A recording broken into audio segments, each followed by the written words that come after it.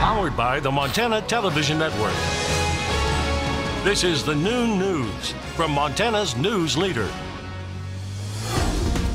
Good afternoon. We have made it to Friday. Thanks so much for joining us here on the Noon News. I'm Samantha Sullivan.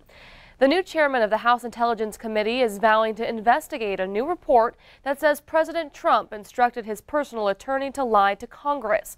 Mola Lenghi is at the White House with more details on this developing story.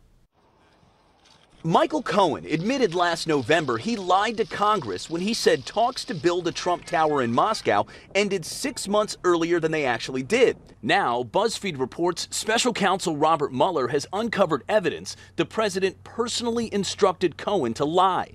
Two law enforcement sources say they uncovered the request to lie through Trump Organization documents and multiple interviews with witnesses as part of the special counsel's investigation into Russian election meddling. Cohen reportedly verified the claims. The BuzzFeed report also says the president received at least 10 personal updates from Cohen on the status of the Moscow project, even as he repeatedly denied having any business dealings with Russia. First of all, I don't know Putin, have no business whatsoever with Russia. Have nothing to do with Russia. He backtracked those statements last year.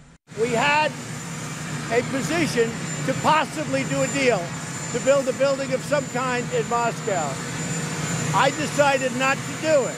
President Trump tweeted this morning that Michael Cohen is lying in an effort to reduce his jail time. Cohen faces 3 years in prison for campaign finance violations. Democrat Mark Warner is part of the bipartisan Senate committee investigating the 2016 election. Clearly, Mr. Cohen has got a checkered history, so let's see what was really the case. Cohen is scheduled to testify before Congress next month. Mola Lenghi, CBS News, the White House. These new revelations about Cohen's testimony come just days after Cohen confirmed reports that Mr. Trump directed him to pay thousands of dollars to a technology expert to rig online polls in his favor ahead of the 2016 campaign. Back here in Montana, a former Blackfeet tribe chairman has been indicted on charges of theft and wire fraud for allegedly embezzling funds from the Blackfeet Head Start program. The incidents date back to 2012 as the Blackfeet tribe chairman, Willie Andrew Sharp, oversaw the Head Start program and was in charge of authorizing and approving overtime. According to documents, his wife Denise Sharp was the personnel manager for the program. Teresa Marie Calf Boss Ribs, Patrick H. Calf Boss Ribs, and Alan Shane Goss were also employees of the Head Start program.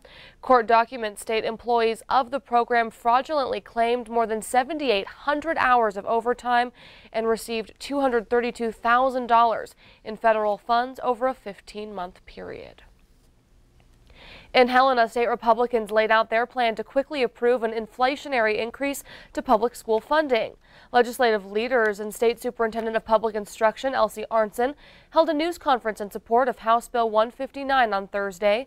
The bill would increase basic entitlement funding for school districts over the next 2 years. Representative Seth Bergley of Joliet chairs the House Education Committee. He says the committee could take action on the bill today. It's been a priority of ours to get this out of committee as quickly as possible, get it out to our local school boards. They're using this to set their budgets. So in previous sessions, it's kind of become a political football, but we've made it a priority this session to keep politics out of it as much as possible and make sure that our local schools are taken care of.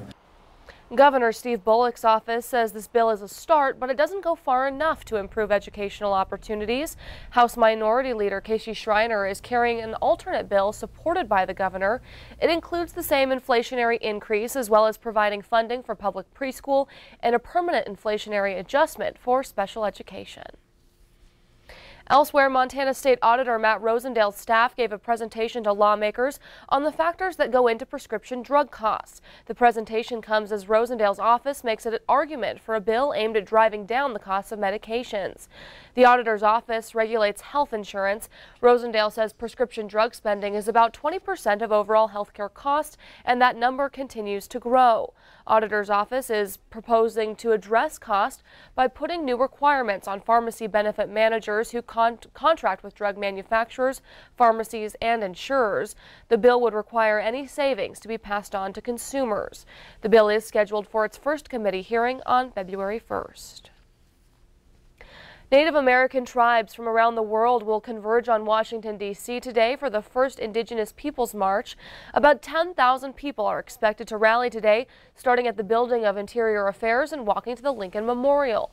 The idea of the march is to bring awareness to injustices affecting Indigenous people, including missing and murdered women and human trafficking. A member of the Northern Cheyenne will be one of the speakers. Her focus is empowering Native Americans to vote. My passion is trying to empower the Indigenous people to get out and vote. We could have a monumental impact on what happens. I am with my tribal companion. We are both over the moon excited about being here, representing our nation, seeing other nations here as well. It's very exciting and very historic for us. Crow tribal member and hip-hop artist Superman is among the entertainers scheduled for the march today. 2 other marches will happen in Washington this week. The March for Life is also today, and the Women's March is on Saturday. Well, now we'll turn things over to Ed in the Weather Center. Ed, it sounds like we've got some reasons to look to the sky this weekend. That's right, other than hopefully the snow and the clouds and everything else, and that may hamper our ability to check out what's going on. Full moon coming up on Sunday evening, but it's also a lunar eclipse. So look to the sky as it'll start to turn orange or red as we start getting into the late evening hours, and you can watch that shadow continue to move off. Then on Tuesday, Venus and Jupiter, the 2 brightest planets in the sky, will be very close together and appear as one bright, big light up in the sky in the early morning hours. So a couple of things to try to check out, but will the weather hold us back from doing that? We'll take a look at the forecast and fill in some of the details in a few minutes. All right, thanks, Ed. Players and fans helped remember fallen veterans at Rockies basketball games last night against Carroll. The Rocky basketball teams played for veterans at Military Appreciation Night. The U.S. Navy